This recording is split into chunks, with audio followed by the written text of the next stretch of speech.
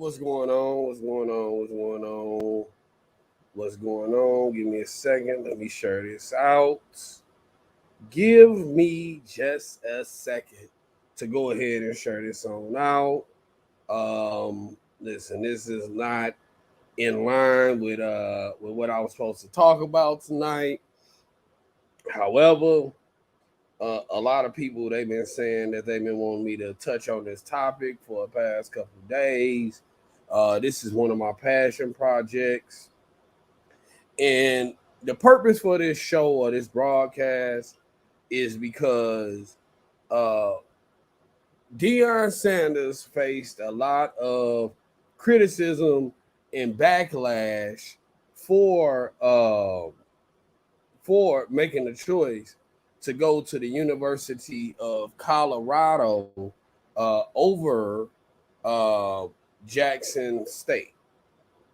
And a lot of folks within the HBCU, let's not say the black community, but a lot of people within the HBCU community, they felt a certain type of way about Deion ultimately choosing what was best for him and his family over what was best for them.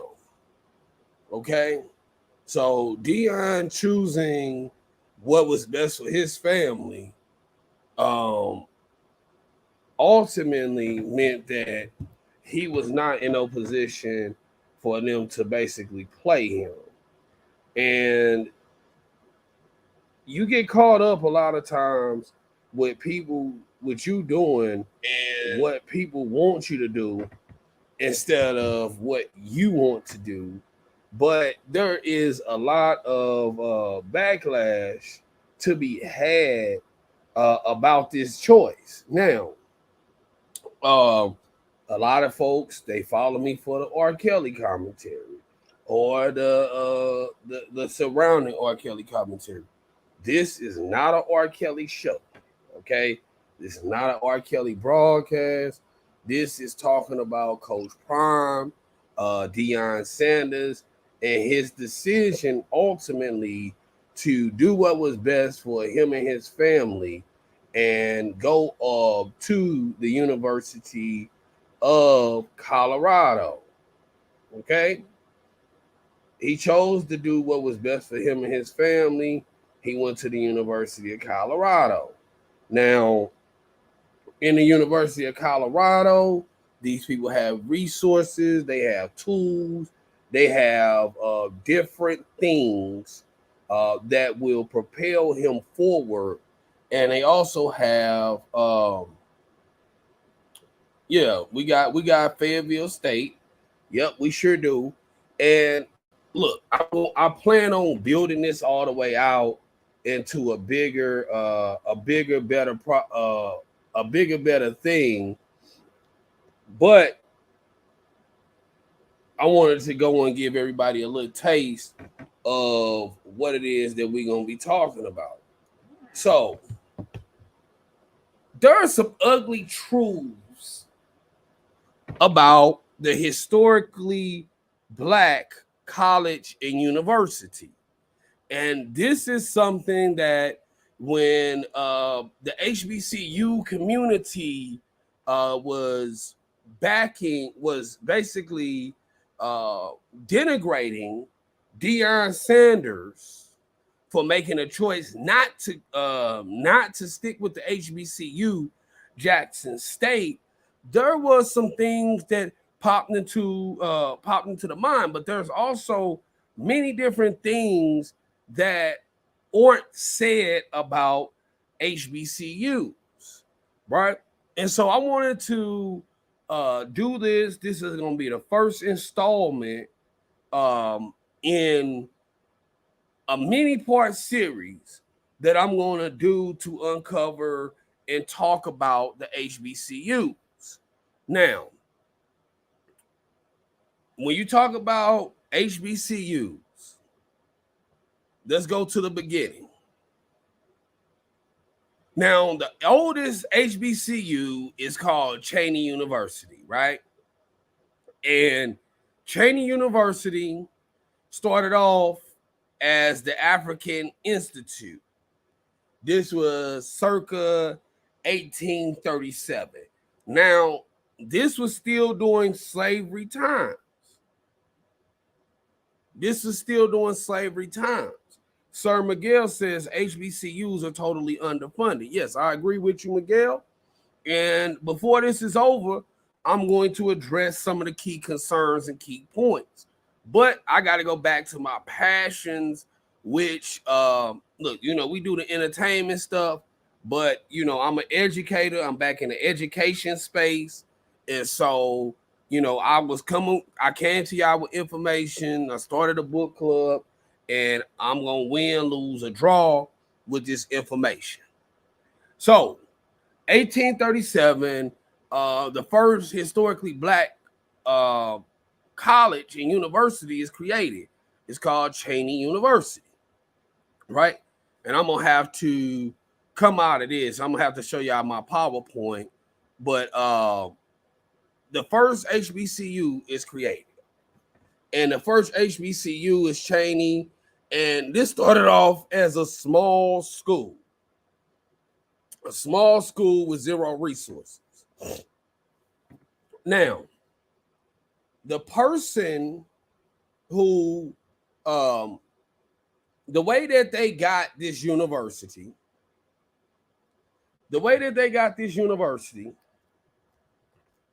is by a man named Richard Humphreys. I want y'all to remember that name.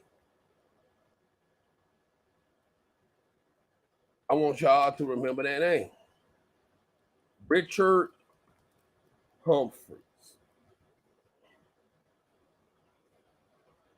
Now,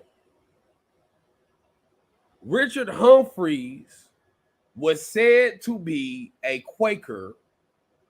Matter of fact, let me go to his slide on the PowerPoint. We're going to have to bounce forward and then come back. Okay, this is somebody. This is a man that is supposed to be Richard Humphreys. Okay? This is a man who is supposed to be William Humphreys. Now, I'm sorry, not William, but Richard Humphreys. Now, this man was said to be a Quaker blacksmith or a silversmith, a goldsmith, but he was a Quaker. And let's just say he worked with heavy metals, right? Because he had a brother allegedly that was a goldsmith and he was a silversmith, right? But let's just say he worked with precious metals, right? Now, he lived in Philadelphia, okay? He came to America from the Virgin Islands or the West Indies. He came to America. They said, explain what a Quaker is. Okay. A Quaker is, y'all have seen Quaker Oats oatmeal. Now, a Quaker, these were basically Protestant Christians, okay? And Protestant means non-Jewish Christian people. All right, they dressed in a particular type of garb. Let me see if I can find a picture of a Quaker. Okay.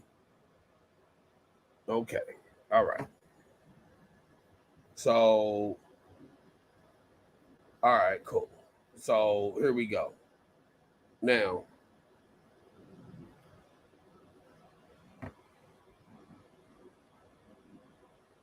here we go. All right, now, many of y'all, if y'all done ate some oatmeal, y'all done had some Quaker Oats before. So this big ass image right here, this is the Quaker Oats, man. This is a Quaker, okay? Okay. This is a Quaker right here. These folks, these are classical images of Quakers, right? Now, oh fuck, all these goddamn pop-ups. These are Quakers. Now, but I'm gonna have to cut out of this and get back to what I'm talking about. So listen, just 1 second. Here we go. Now, this man is supposed to be a Quaker, and this man, he dealt with precious metals. Okay.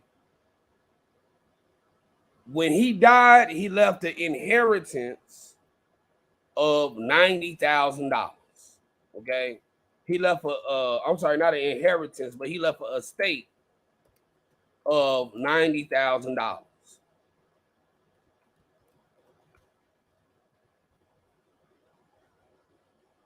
He was said to have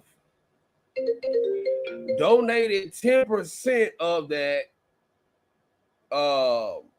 to a school for Africans. He died. He donated 10% of it to Africans. All right.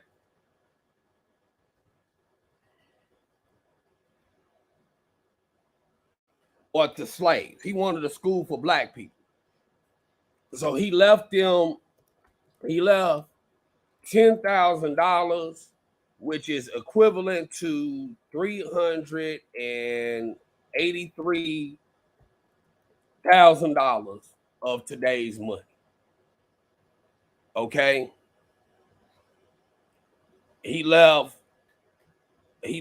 basically $383,000, which is the equivalent of he left $10,000, which is the equivalent of $383,000 today for them to start a school.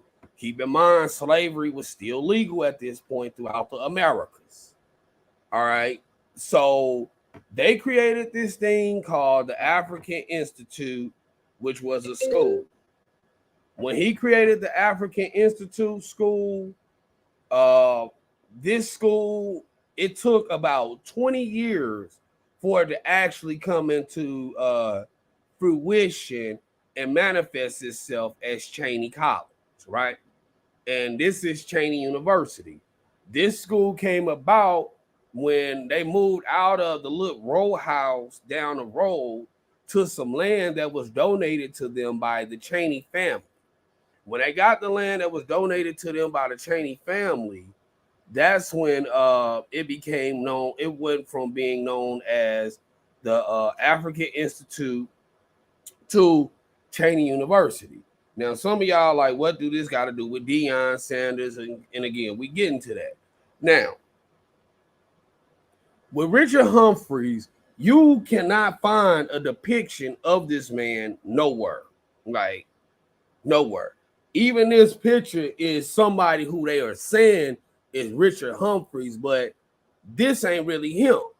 When you go on, you research this man's background, it basically reads the same exact thing.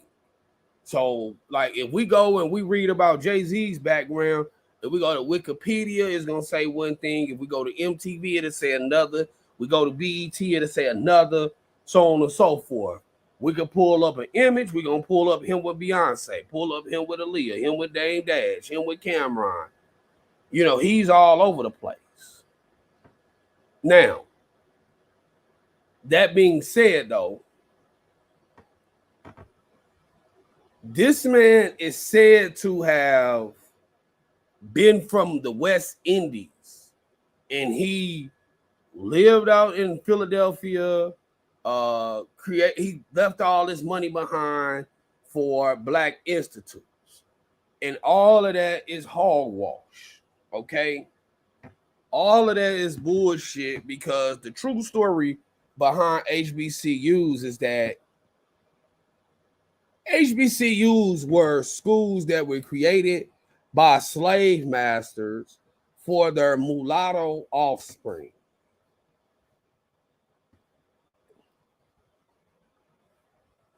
Okay? HBCUs were created for mulatto offspring. They weren't really created for darker complected black folks.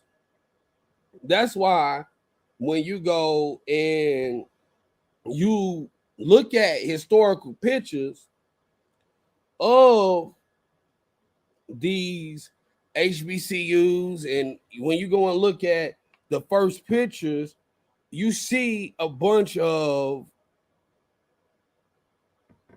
fair skinned, as they call them, people who were the first teachers, who were the principals, and all of that. Now, when you go and look at this school, when it became Cheney University, or when it was the African Art Institute, this was the director of the school. All right, this is a black man, Charles L. Reason. We actually got a picture of him, y'all. Now, ask yourself, when was the camera created?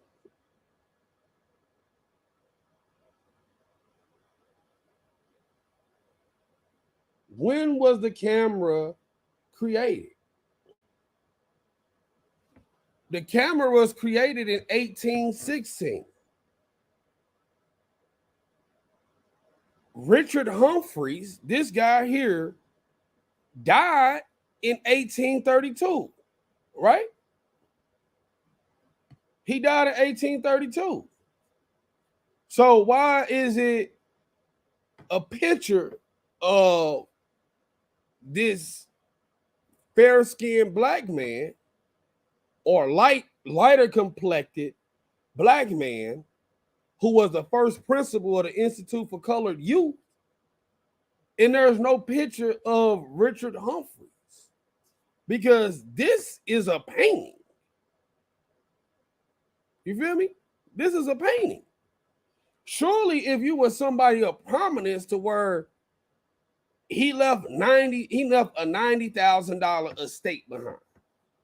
A $90K estate is equivalent to $2.8 million of today's money. When he died in 1832, he left behind an estate of $90,000, equivalent to $2.8 million in today's money. Think about that. Ain't nobody got no picture of a millionaire? That's because the story is bullshit. You feel me? Now let's do something that I love to do. Okay. I love to go look people up. So let's go look people up, right? Let's go look this guy up. Now, here we go.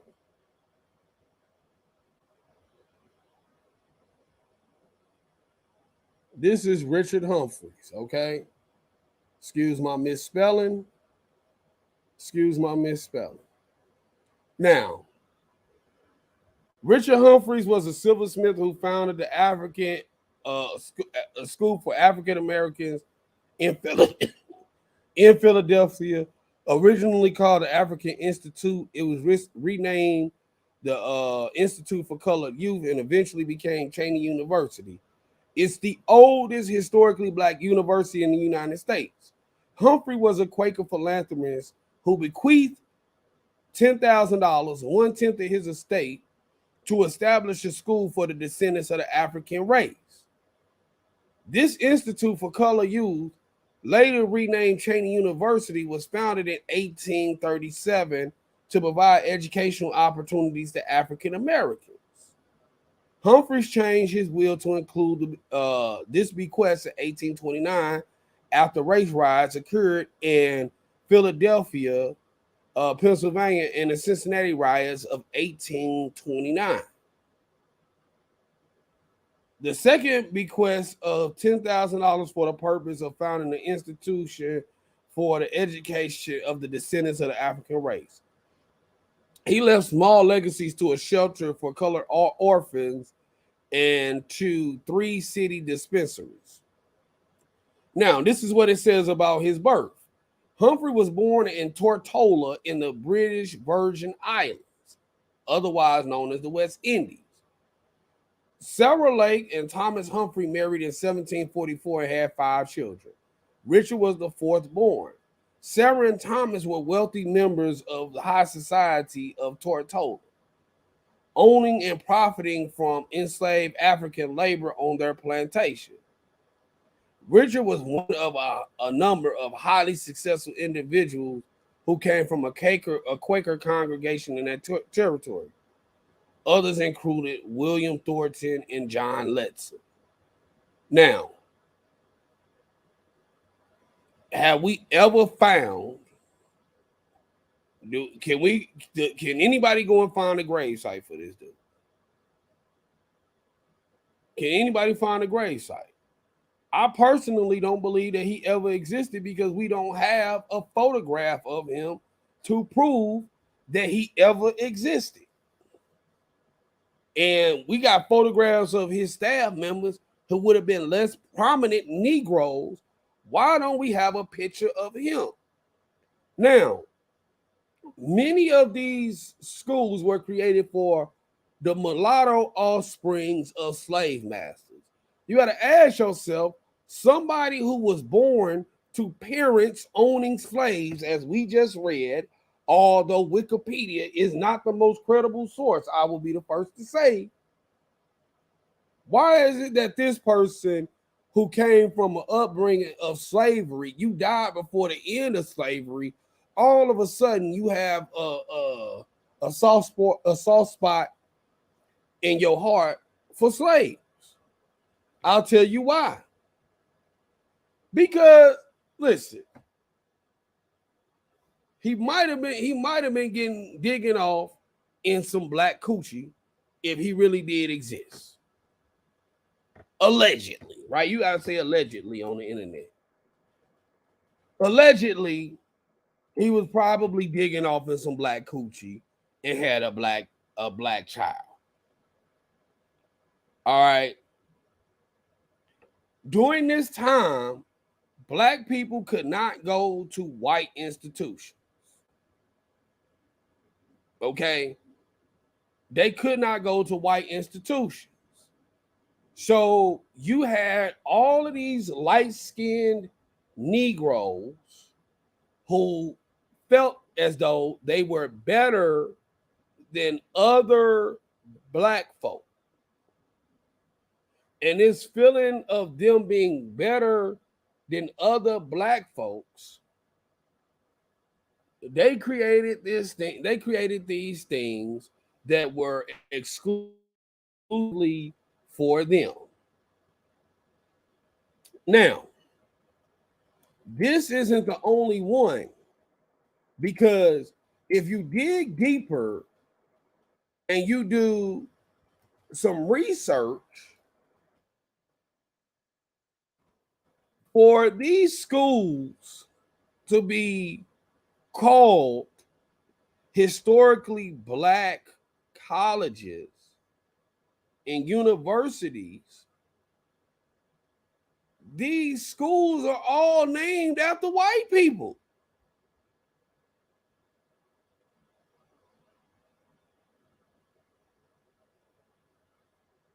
These schools are named, for the most part, after white men.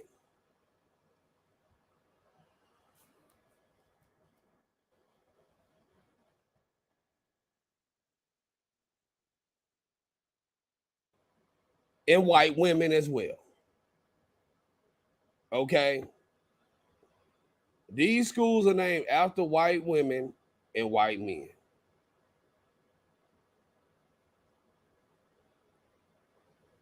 Now,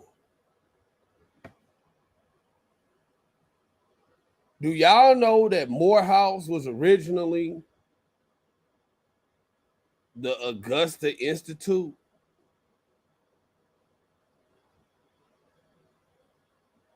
It was originally the Augusta Institute. And it was named after, it was founded by a white man named William Jefferson White. But this, you have all of these schools, you have all of this philanthropy of these supposed white men. Now,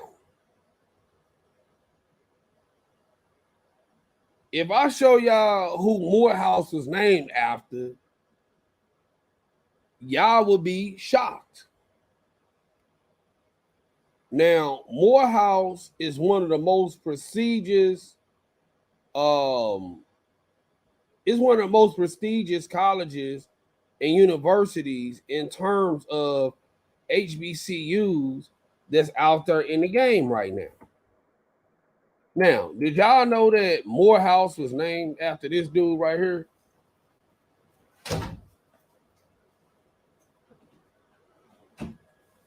This is Henry Lyman Morehouse. This is who these schools are named after.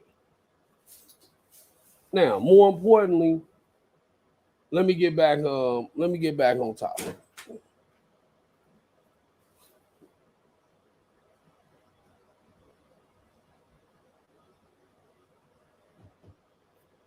Now, but the HBCUs, with these HBCUs, these schools were founded by white people for their black offspring. And the ones that weren't, you had a history of white people who were profiting off of black people, and they ran up the bag. They became multiple exponentially. Let's just say they became exponentially wealthy off of the free labor of black folks. And then at the end of their lives, they said, we are going to donate money to these niggas.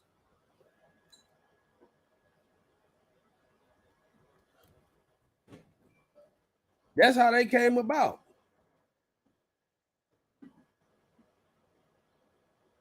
That's how these schools really came about. Now,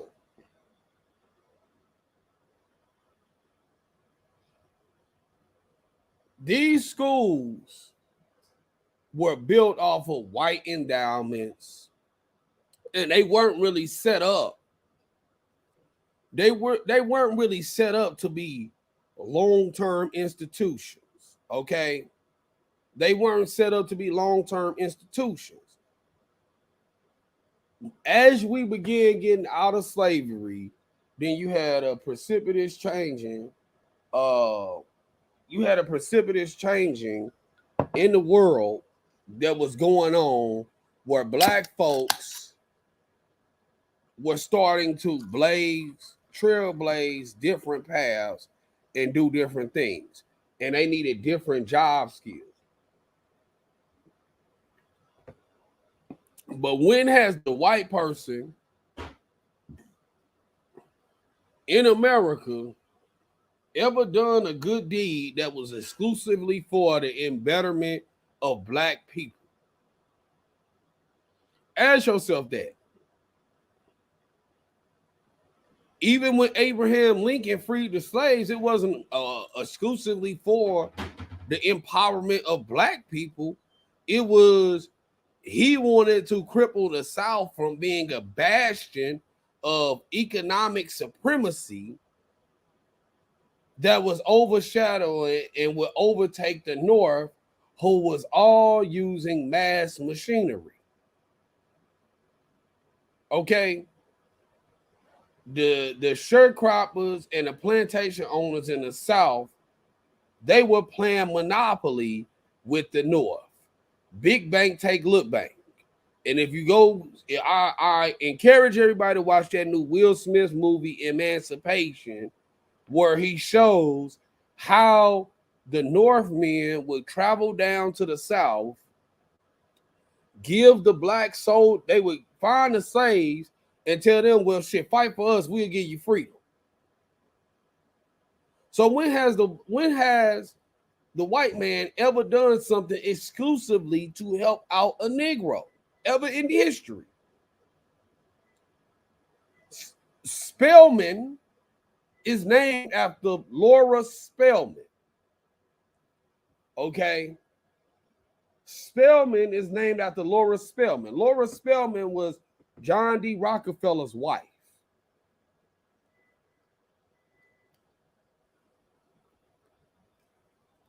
Now, you have certain people. Now, you have this guy right here. I'm going to show you his picture. Bear with me. I appreciate those of y'all who are sticking around with me right here. You got this guy right here. His name is Stephen Girard. His name is Stephen Girard. Now, Stephen Girard is someone who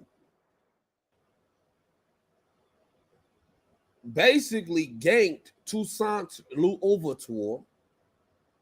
And many of y'all may not know who Toussaint Louverture is, but I'm going to explain to you who Toussaint Louverture was.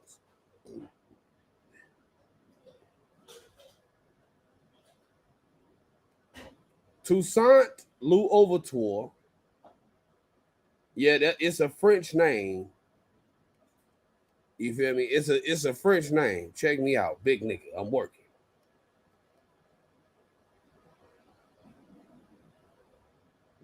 I'm working. All right. Now, Toussaint Louverture was one of the Haitian military generals who helped Haiti, or Haiti, as they call it. I think that's the correct pronunciation of it. Haiti. All right. He helped them fight off the French army, and the French army during this time, this was around the year 1804. This was the biggest military in the world. They had the biggest and the best and the baddest military in the world.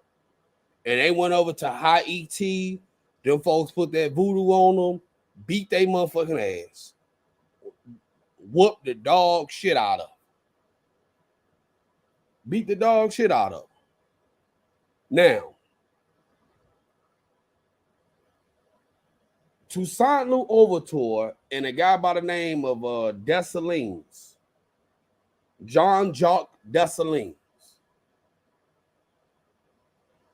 they were the commanders of the Haiti military that did this.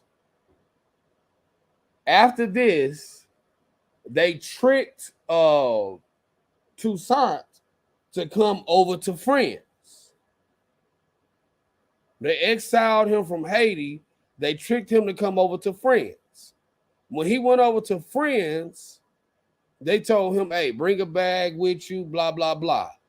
They stole all of Toussaint's money. This man right here did. His name is Stephen Girard. When he stole all of his money, he built Girard College.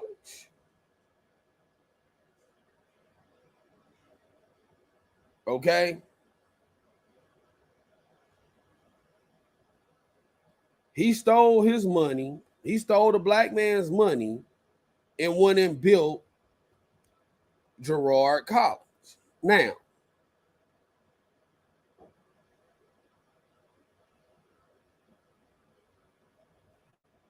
when he went to go build this college, I want y'all to really peep game.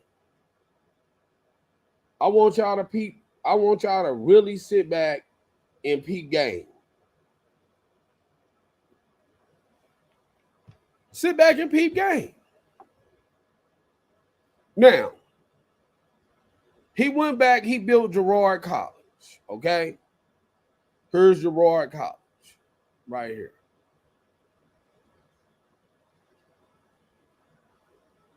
Now, this college was built around 1848, right? Now, Cheney University is recognized as a HBCU. However, Girard College was built around 1848. Now, remember that Cheney is the first, it's the first HBCU. Okay? Cheney College is technically the first HBCU. Now, this school first started to be built in 1833.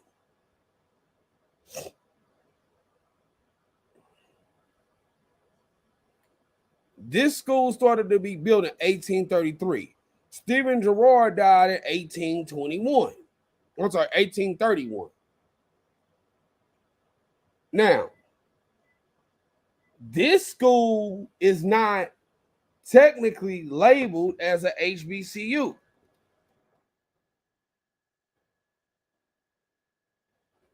This school is not, let me put this up on the screen. This is Girard College. Now, this school is Girard College. This school, they started building this school in 1833.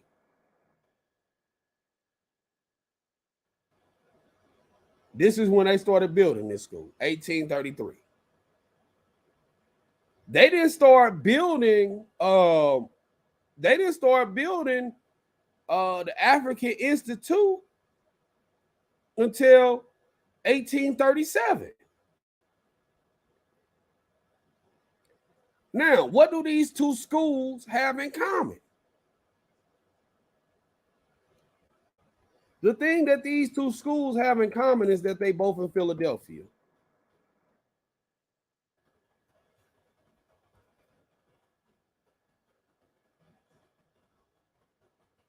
They both are in Philadelphia.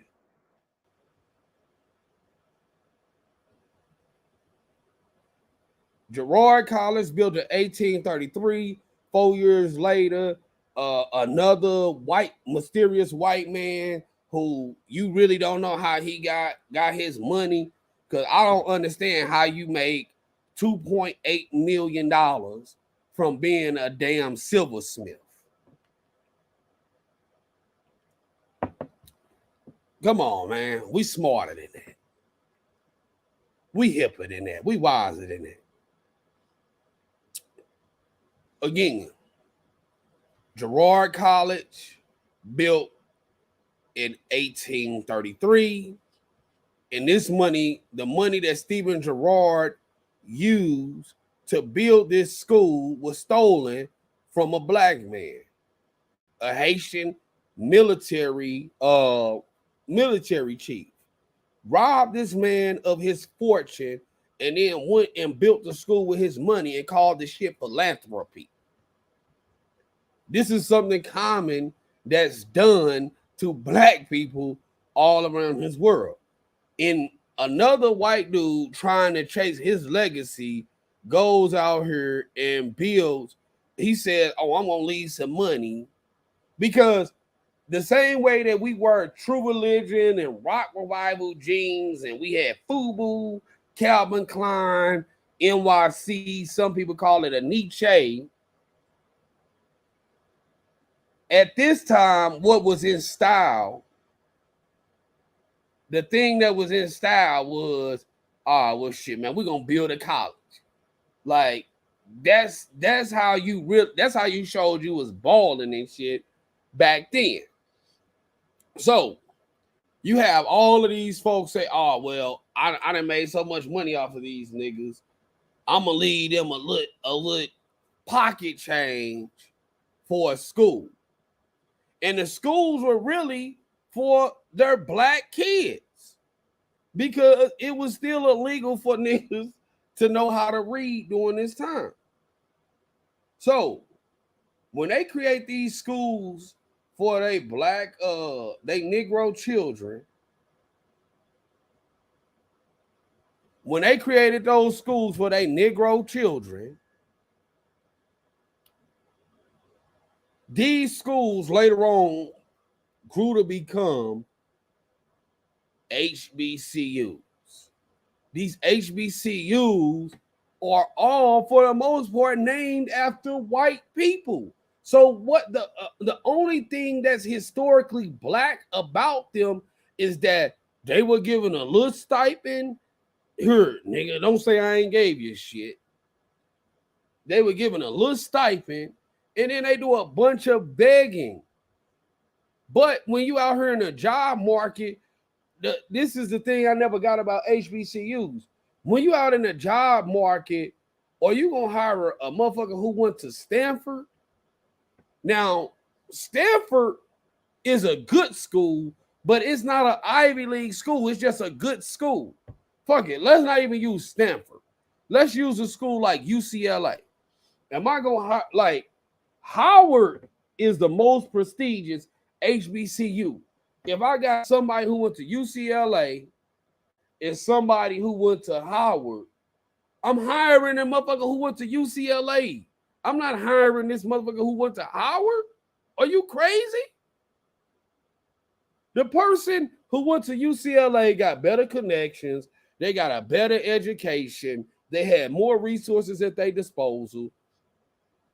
They had they had to get a certain score on a SAT in order to be there. So when you talking about that, when they talk about Deion Sanders leaving Jackson State, going to Colorado, Colorado got better facilities.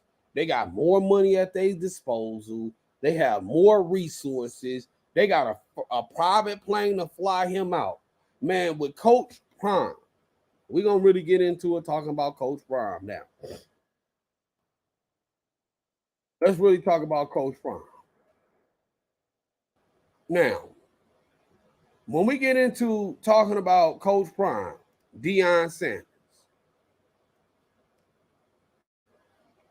this man had to donate half of his salary.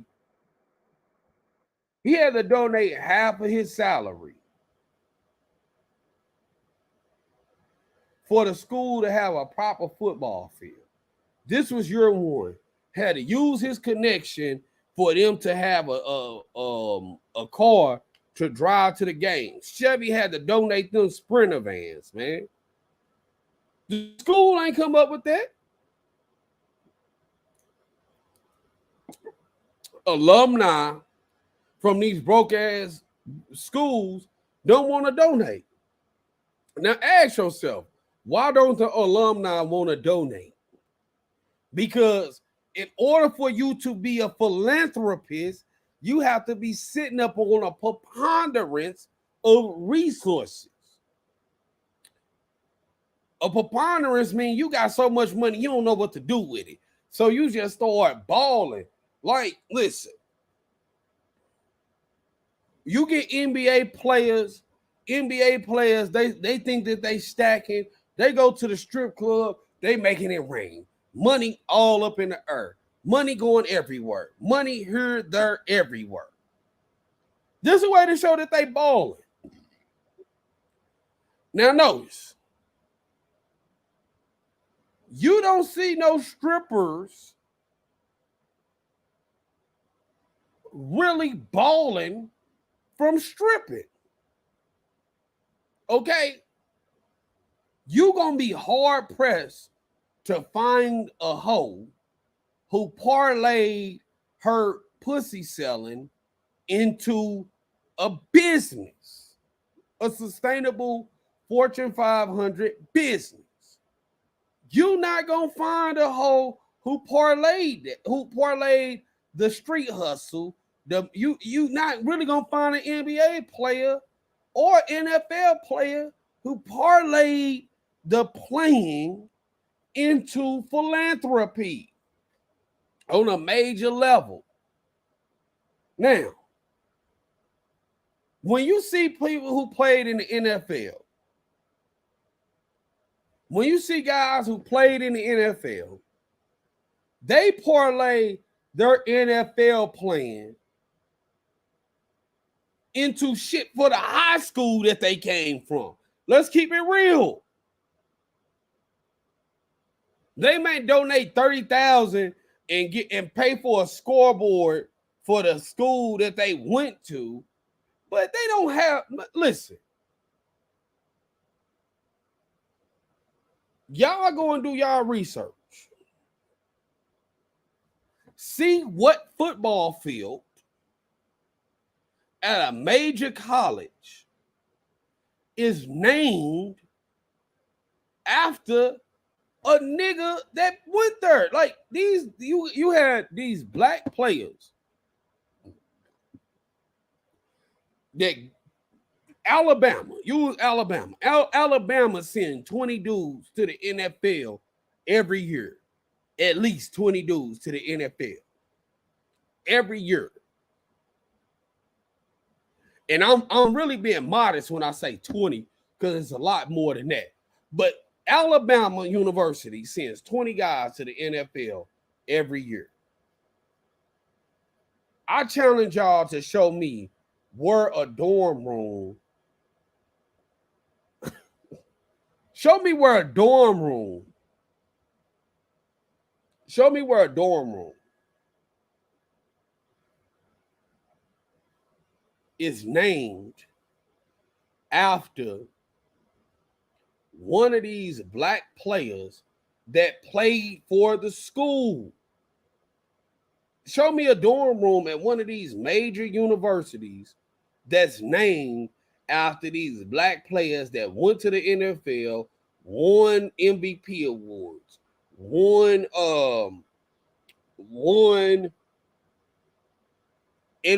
Super Bowls. On these college campuses, the dorms be named after the coaches and after the white boosters at these schools. The NFL don't give you enough money for philanthropy? Fuck out of here. Even when you talking about, oh man, these niggas, they making big money. They making big money. Come on, man. The highest paid dude in the NFL, bro, was Kirk Cousins. Okay? Like now it might be a little bit different, but the highest paid dude in the NFL, man, over the past 5-6 years has been Kirk Cousins. Why? Kirk Cousins got a 4-year contract, $84 million guaranteed. When you be seeing these guys, they be getting these $250 million contracts. What they don't be talking about is, man, most of that money don't even be guaranteed. Deshaun Watson, dude just got accused of rape. Most of Deshaun Watson's money is guaranteed. That's why come Buckwheat, Lamar Jackson can't get his contract signed with the Baltimore Ravens right now. Because Deshaun Watson reset the standard. But even with Deshaun's money, Deshaun went to Clemson. I think, did Deshaun Watson win the Heisman?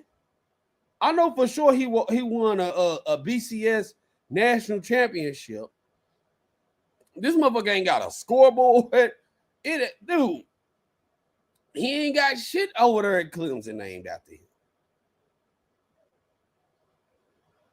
Man, come on, man. You know, Miss Fat, you know Lamar Jackson look like buckwheat. Come on, get out of here. Old Tay. Lamar Jackson look like buckwheat. Be for real, man. We ain't racist. We black. Shit. The boy look like buckwheat. I'm keeping it real. Man. But the reason why come these schools, these HBCUs don't have funding is because, listen, the last prominent dude to come out of Jackson State was Walter Payton. Walter Payton been dead for at least 20 years. Man, dude, I want to say Walter Payton. Let me see, man. When did Walter Payton die? Man? When did Walter Payton die? Walter Payton died November 1st, 1999 at age 45 in South Barrington. Walter Payton died in 1999. So Walter Payton been dead for 23 years. He the most prominent nigga to come out of Jackson State. Really, up until Deion got there, Walter Payton was the best thing to ever happen to Jackson State. But they don't have, the alumni don't got no money to donate to these niggas because these HBCUs are not producing titans of industry. HBCUs produce niggas who have jobs.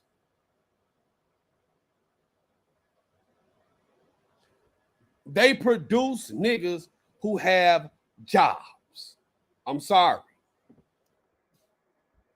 That's what they do. When you look at Steve Harvey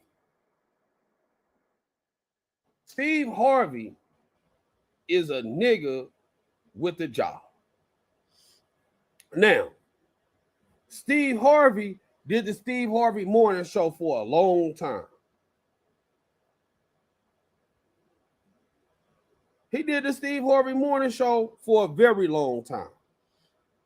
The way he got into radio was from Tom Joyner. Now, these dudes are members of the same fraternity.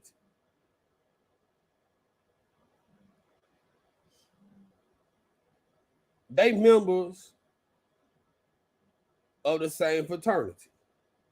Now, Tom Joyner, I'm gonna get a picture of Tom Joyner for y'all niggas, because niggas need visuals. Negroes need visuals. See, I'm in tune with the Negro. I know what the Negro needs. All right. So listen, I'm gonna get y'all pictures, photographs. Hold on. I got it for y'all. Here we go.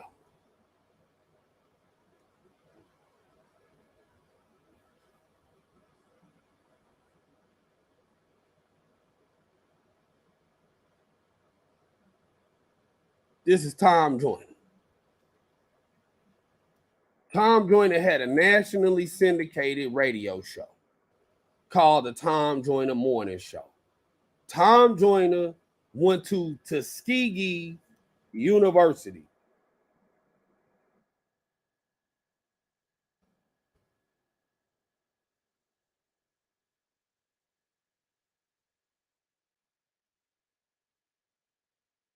Now,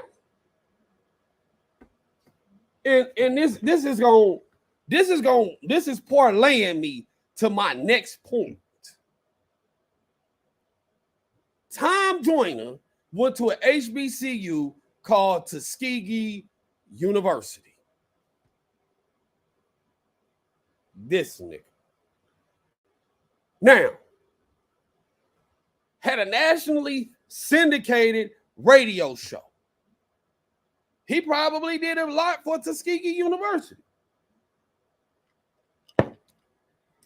But Tuskegee produced the Airmen. All right.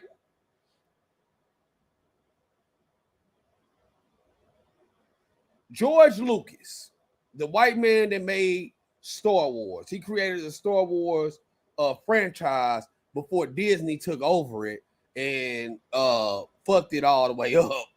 But George Lucas created the Star Wars franchise, Darth Vader, Obi-Wan Kenobi, all of that. Tom Joyner created that. Now, when Tom Joyner created the Tuskegee, when he created the Star Wars franchise, he married a black woman out of Chicago. Darlene, my Chicago people, some of them ain't on her, right? But he married a black woman named Melanie Hobson out of Chicago. Melanie, just like the people, the black women who were slaves back in the day, Melanie Hobson put some of that black pussy on George Lucas. And that nigga, he wanted to be a soul brother. He created a movie called I think it's called Red Wings. It was about the Tuskegee Airmen. Now, Lawrence Fishburne, same dude from The Matrix, aka Ike Turner, the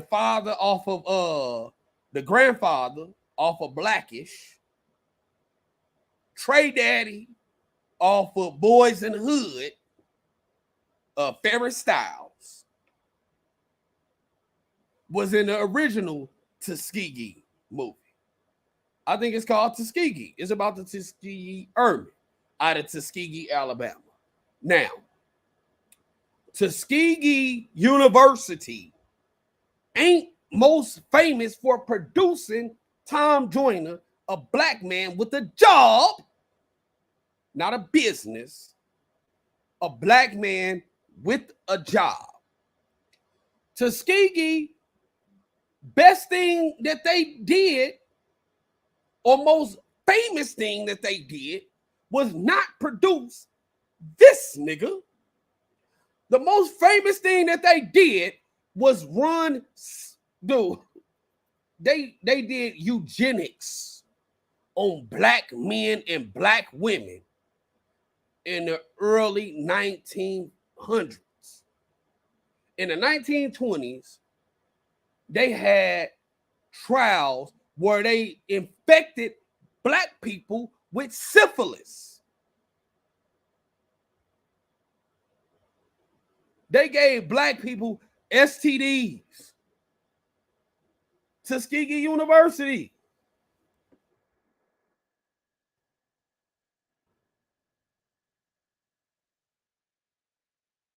Hold on, let me get that spelling right, man. I don't want to look like I don't want to look. Y'all know I've been talking shit about these dudes, man. Look, I don't want to be out here, dude. I'm over here misspelling words, and I've been talking shit about these niggas, and I have a high school diploma. Tuskegee University. Tuskegee University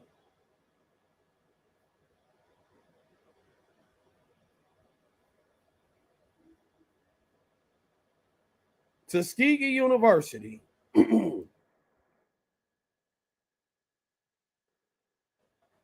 is most famous for the syphilis study.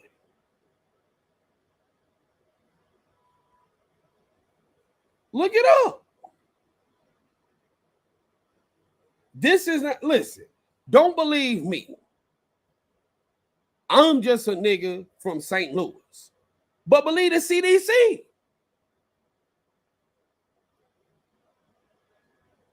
This is on the CDC's website, man. This is the most famous thing that Tuskegee, a HBCU, has ever produced. This is the best thing they ever did, was leave black men. I'm gonna make this full screen. They left, I'm sorry, matter of fact, it ain't even Tuskegee University. It's Tuskegee Institute.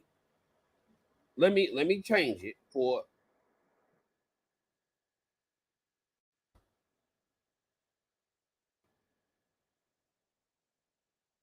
HBCU. A HBCU. They infected black men with syphilis and left the shit untreated. This is the best thing that this HBCU has ever did, was give us the syphilis study. This was eugenics. Now I know that eugenics might be a word. It might be a word that's going over black people's heads, man. Eugenics.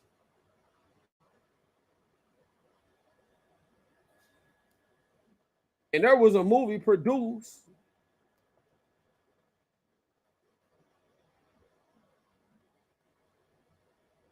There was a movie produced about this called Eugenics.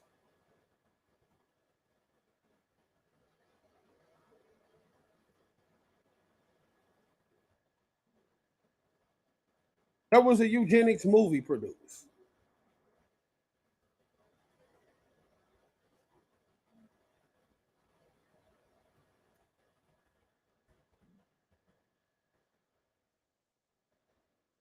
Matter of fact, it was called The Eugenist.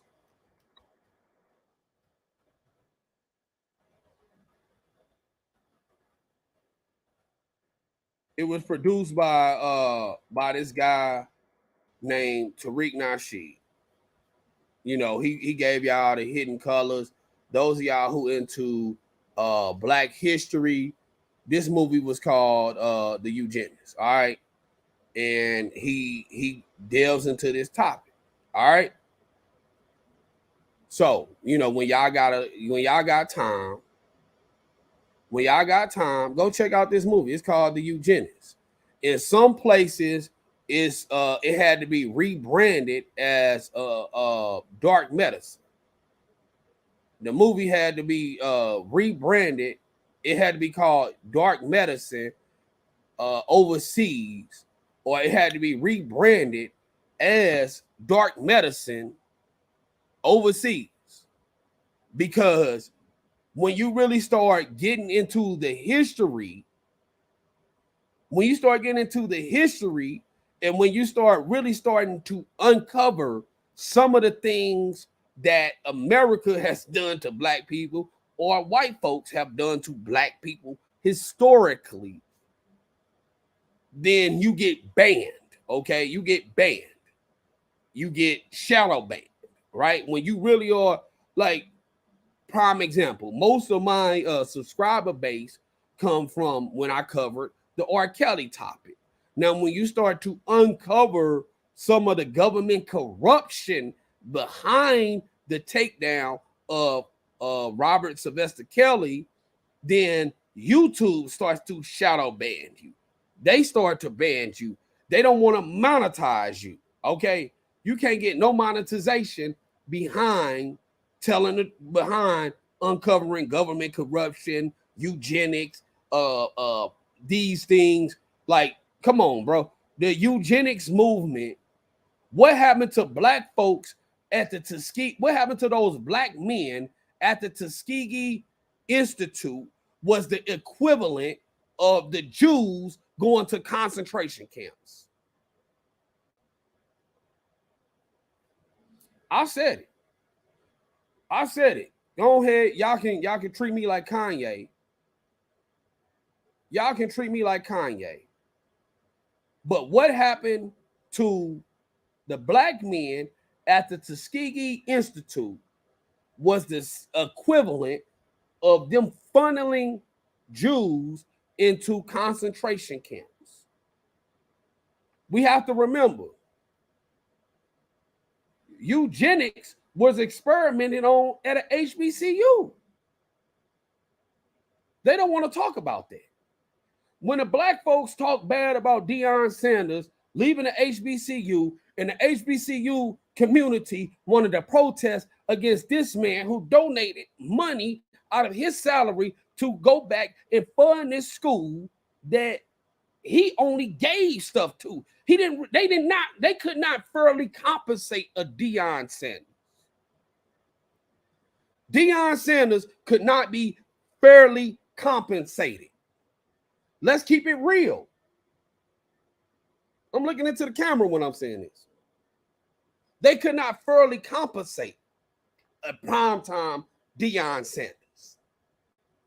And then you heard all these HBCU alum who was speaking out against Deion, he bought endorsements, he bought sponsors, water, resources, coaches, looks, uniforms.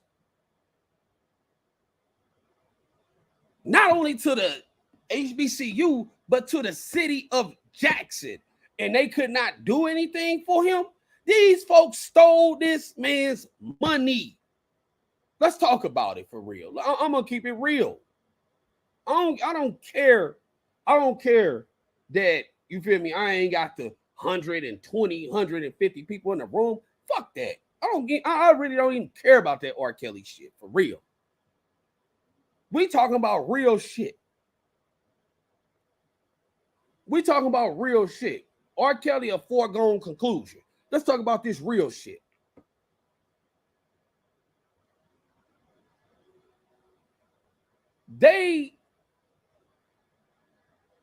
Deion Sanders had a provision in his contract that said that anything, I'm bringing back the Cognac Chronicles. This is Cognac, by the way. Deion Sanders had a provision in his contract that said that any amount of money, any ticket sales over $30,000, any ticket sales that were over 30,000 seats. If they sold more than 30,000 tickets, he got a cut out of the revenue. The stadium is sold out. Concession stand sold out. Parking sold out. 60,000 people in the stands. And then when you go and check the box office say they only sold 28,000 seats. How? Nigga, you got Snoop at the games. You got all these prominent artists coming to the game. You look at Well Off Media, Deion Sanders' son's YouTube channel, 1.3 million views.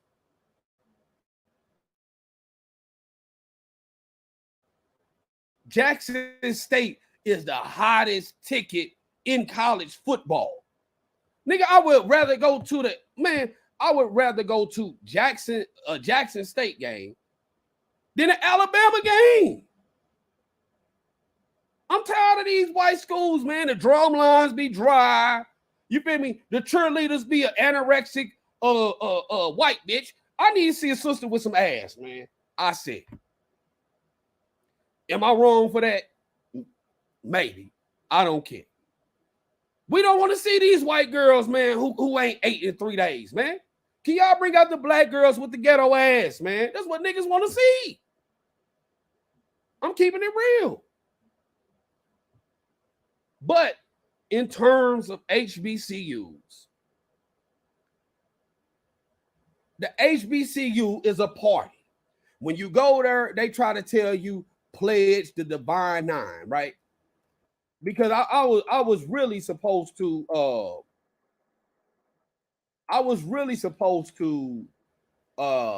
spread this out. Okay. I was supposed to break this down into two different shows. But I'm gonna do the whole show tonight. I'm gonna do the whole show tonight. Those of y'all who don't get it, y'all don't get it. But those of y'all who with me, y'all my loyal subscribers. I'm gonna do this for y'all. Where what Kel say? I usually don't do this, but let me give you a little previews of the remix. So I'm gonna give y'all the whole show tonight. I'm gonna give y'all the whole message tonight. We ain't gonna save none of it. We ain't saving none of it. We giving y'all the whole show. The real song and the previews of the remix. The original and the previews of the remix is going down tonight. When you go to a HBCU,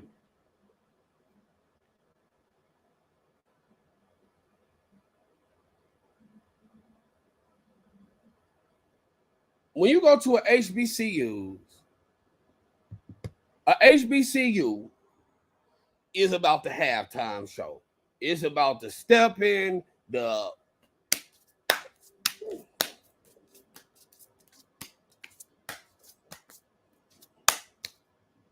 all that shit. These are the Divine Nine universities.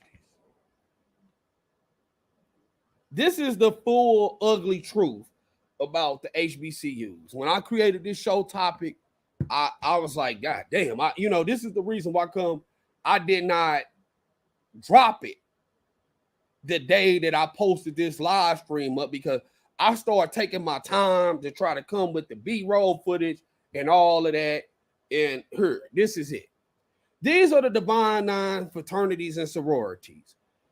You got the Alphas who are the originators. Then you got the AKAs, came in 1909. Kappa Alpha Psi. Those are the Noops. You got the Q Dogs, the Omega Psi Phi. Omega, mega, mega, mega, mega Psi Phi. Omega, mega, mega, mega, mega Psi Phi. Them dancing niggas. That's Ricky Smiley. That's your Ricky Smiley. Nationally syndicated radio host. Your Tom Joyner, nationally syndicated radio host. Steve Harvey, nationally syndicated radio host. Then you got the Delta Skid. That's them. Okay. Then you got Phi Beta Sigma or whatever.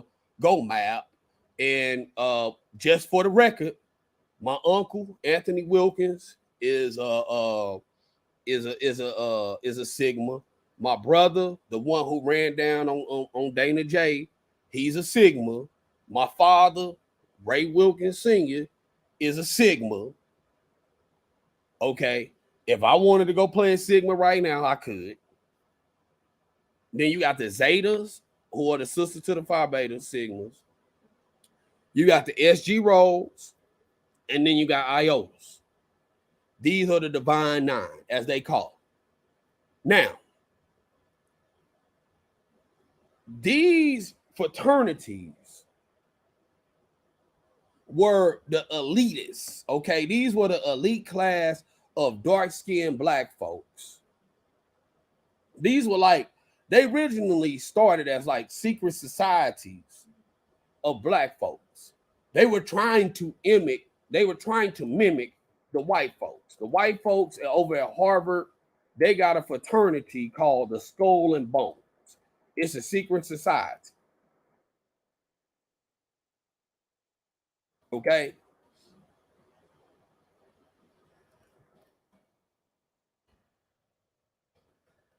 Now,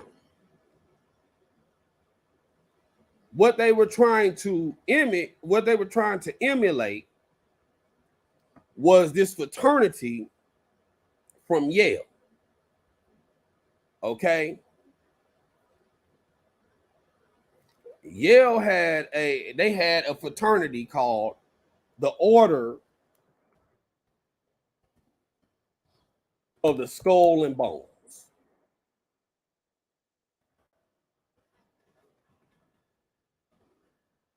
Bear with me, I'm gonna take my time. I'm not gonna rush this one. You feel me? I'm not gonna rush this one. But they had the Order of the Skull and Bones. Now, the Skull and Bones. Let me see if I could get this picture. Tab. Okay. Right here.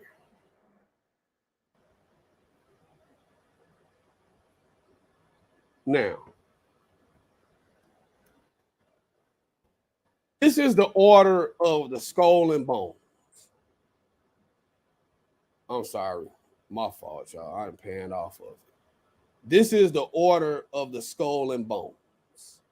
This is from the order of the skull and bones. This is where you get the Illuminati.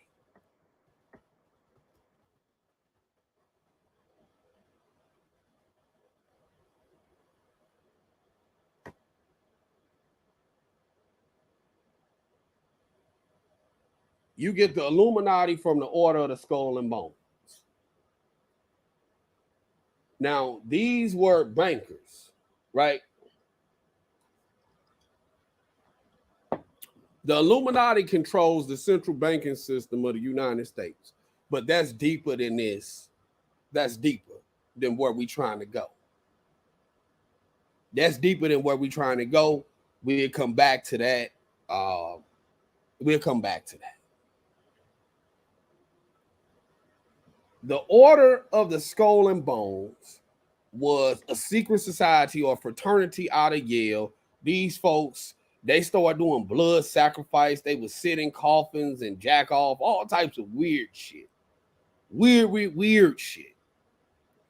Now, when they created the Divine Nine, they were trying to emulate these things that were going on at these white Ivy League schools.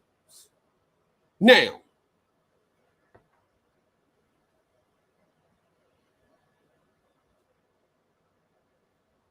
while you have the HBCUs, now the more prominent HBCUs, your Howards, Hampton, Clark, Atlanta, Morehouse, Tuskegee. These are your more prominent HBCUs. Now, just a couple years ago,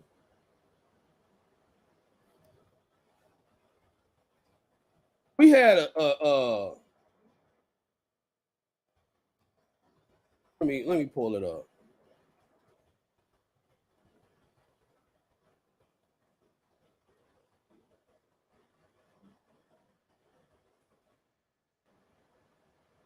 Here we go. Tyrone Hankerson Jr. Let me drop this name in the chat.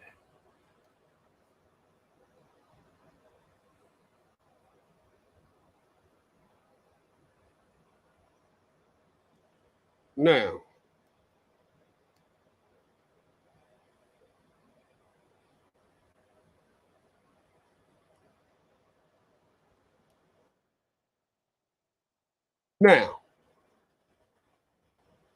Tyrone Hankerson Jr. I want y'all to go and Google that name.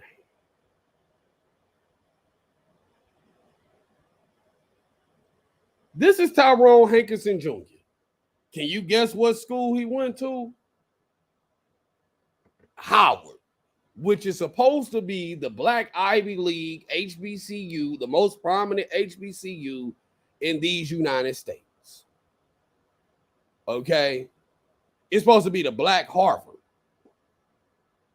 This nigga, Tyrone, got caught stealing like $500,000 from financial aid at Harvard.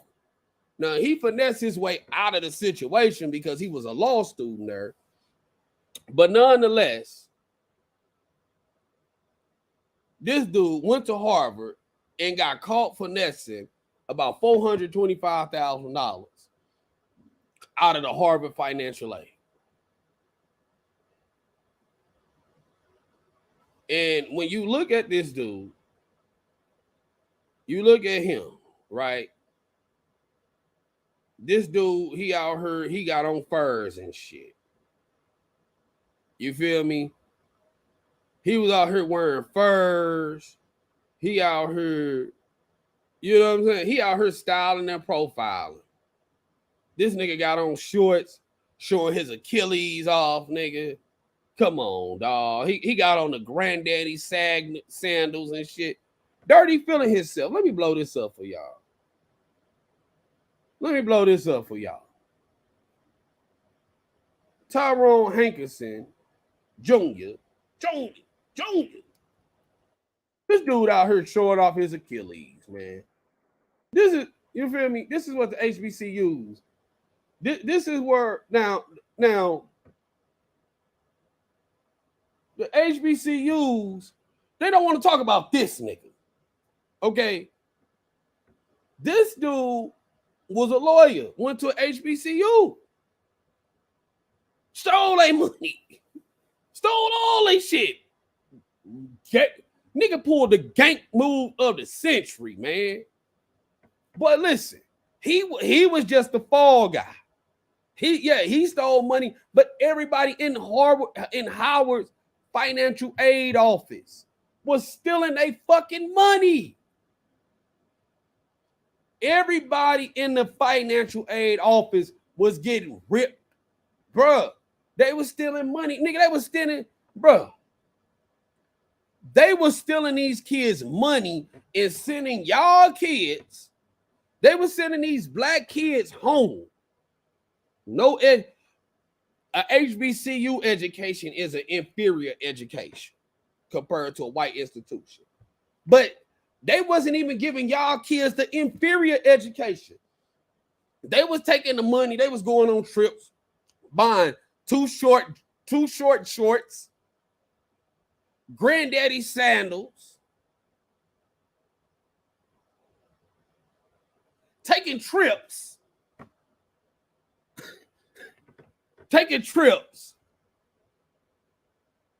with the HBCU kids' financial aid money and sending them home with letters like, hey, we sorry, your parents too fucking broke. You can't go here no more. But back to the Divine Nine.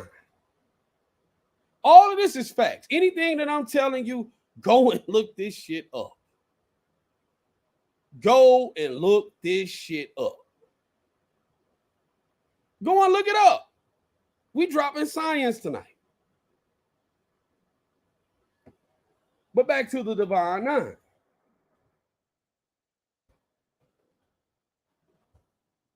Now, when you start looking up these fraternities, they wanted to be the skull and bones. The alphas, they say we the original. We are the first. The AKAs, they the first sorority. The nukes, those they got the reputation. They the pretty boys. The omegas, they the dogs, or what have you. These were organizations for light-skinned people. These were organizations that were for mulattoes and light-skinned kids of the slave masters that felt that they were better than the rest of black society.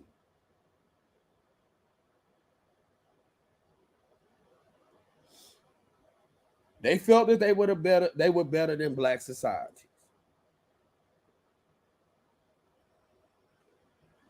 And what they would do was they would get together and they would create these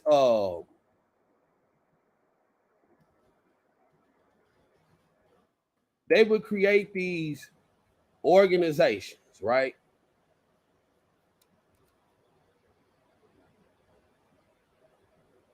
They would create these organizations, the Jack and Jill programs.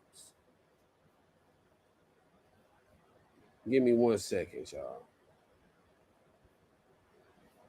Give me 1 second. I'm trying to get it for y'all. Just give me 1 second. Okay.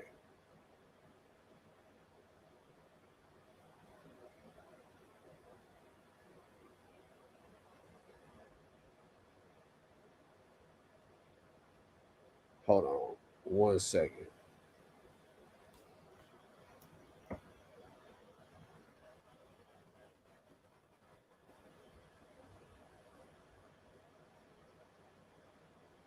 they went and created these little societies. Now, this is an image from 1957. This is the Jack and Jill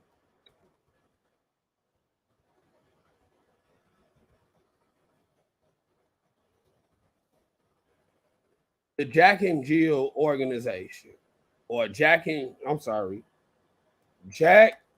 Jill Incorporated.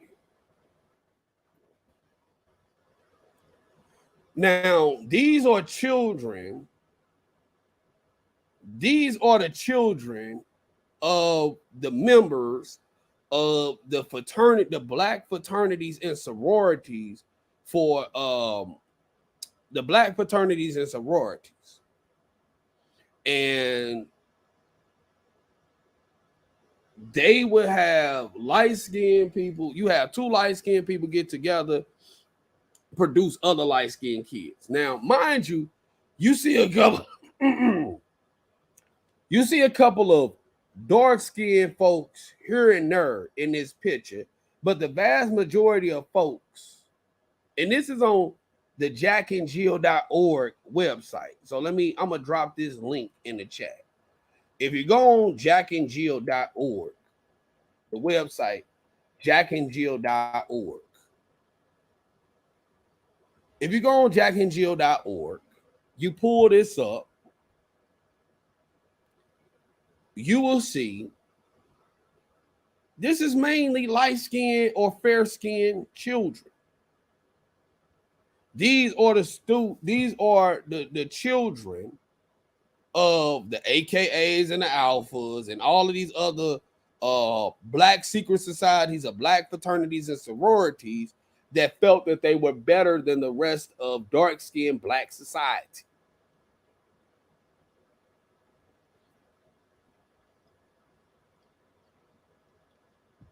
Those of y'all black people, y'all know, like now they have changed it up a little bit. Okay. Now they have changed it up a little bit now. But the AKAs were known to be the light-skinned girls. The alphas were known to be light-skinned dudes. Of course, over time, it has changed because when you create all of these exclusionary tactics, when white mommy and white daddy stop funding these black schools, then you like, well, fuck it. Look, if we got to get this money from the state, all right, cool. We're going to have to take these black students, we're going to have to take these dark-skinned niggas because we need the money. They need the state funding, the financial aid dollars. So, of course, they start allowing darker skinned black folks in there, but at their creation, these things were created for light-skinned black people who were actually, they were light-skinned, but they were really mulattoes. And they created Jack and Jill. But not only did they create Jack and Jill, they created the Boule.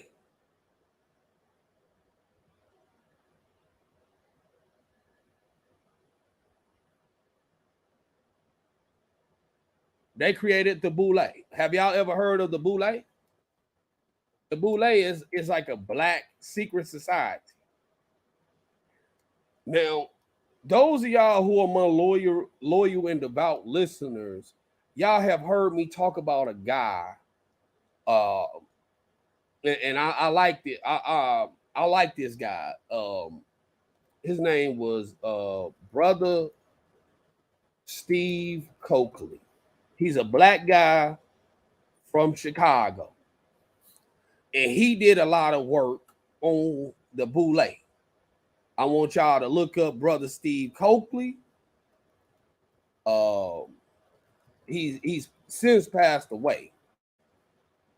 Okay, he's passed away. He used to be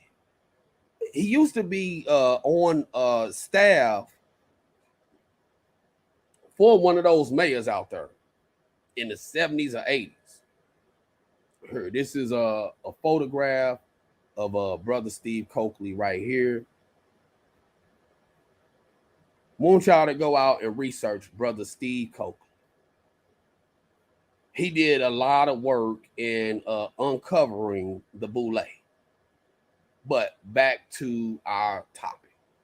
Okay, the Boule came out of Sigma Pi Phi fraternity.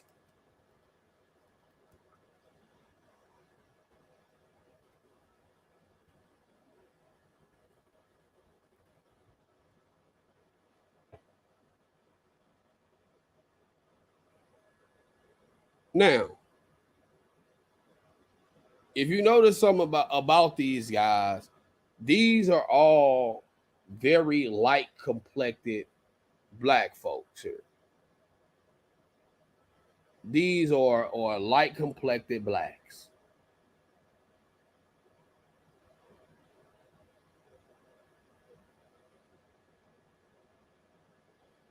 And look, these are all doctors. This is a medical doctor, medical doctor, medical doctor, a dentist, medical doctor, medical doctor.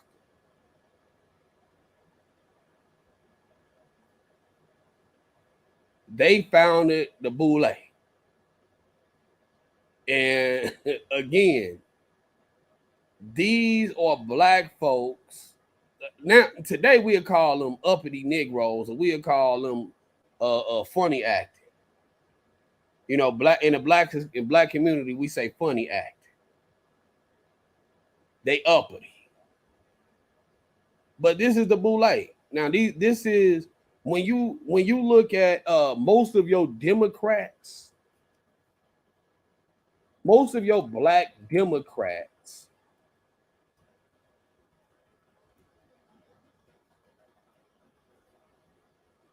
are members of the Boule.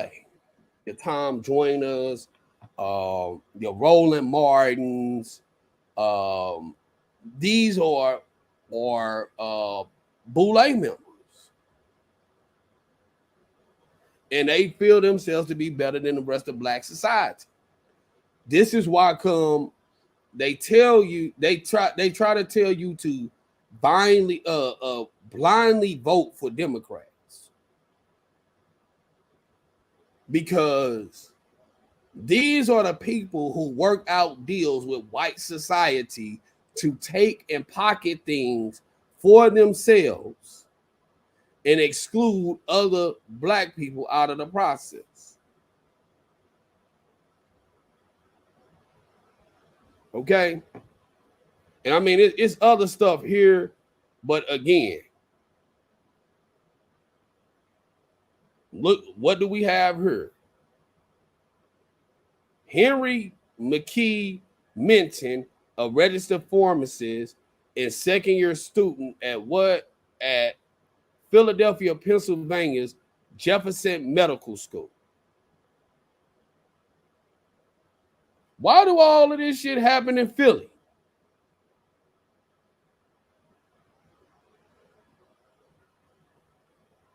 All of this stuff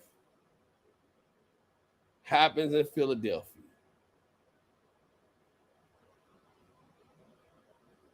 So, I'm going to go ahead and close this on out by saying that when they start talking about Coach Prime, they don't really want to talk about the ugly history that surrounds these HBCUs, these historically black college and universities. They only want to stay stuck in, okay, this person was fired. Okay. They stay stuck in this person is fired.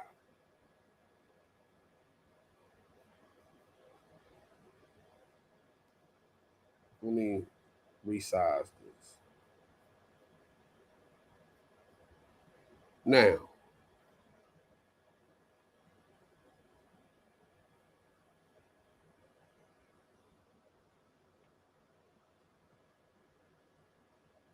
this is the boule.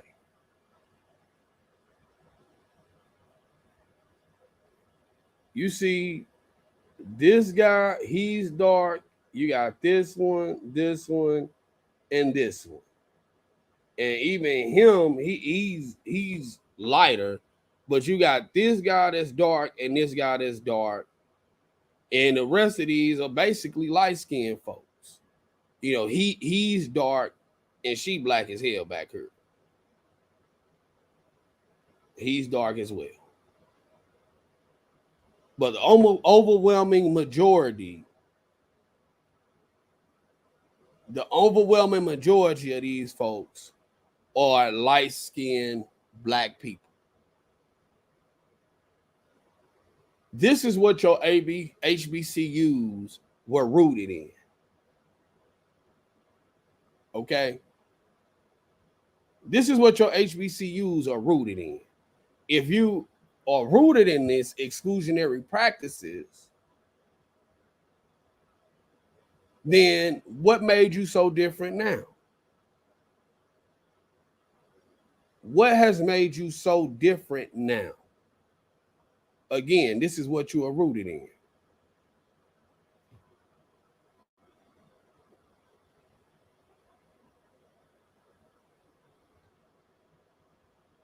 This is what the HBCUs are rooted in, y'all.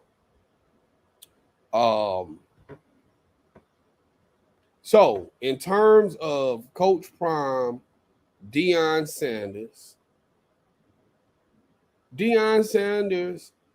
did the right thing. He did what was best for him and his family.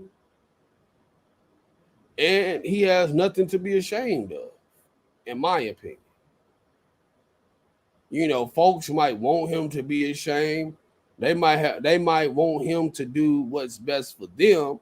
But Coach Prime did what was best for himself. To me, he gave too much. If we really being honest about it, he really gave too much to the university, and he did more for the schools than what the school has really done for itself. If we being honest about it, these schools are littered with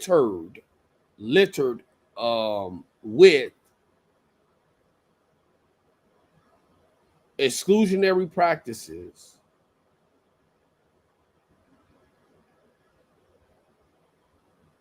These schools are littered with exclusionary practices for the elite and the heads of these schools. These institutions they have stole money. They stole money from Coach Prime. They broke into his son's vehicles, stole stuff out of his son's vehicles. They didn't want to give him all of the money that he was due. Even after he donated money into the school, they still stole from him.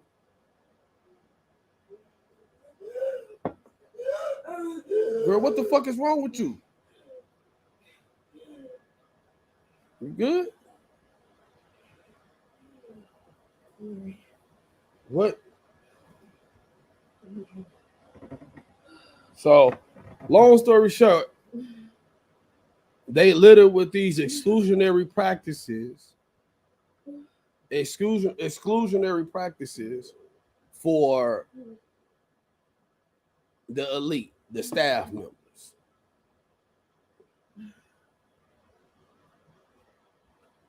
So with that being said,